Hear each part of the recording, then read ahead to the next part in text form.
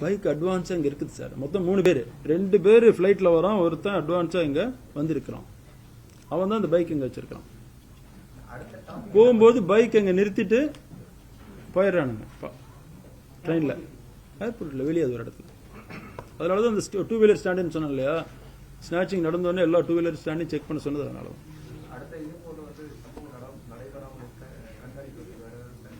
நல்லா இன்னும் அதிகப்படுத்துவோம். இந்த ஆன்டி ஸ்நாச்சிங் பெட்ரோல்னு சொல்றது இன்னும் அதிகப்படுத்துவோம்.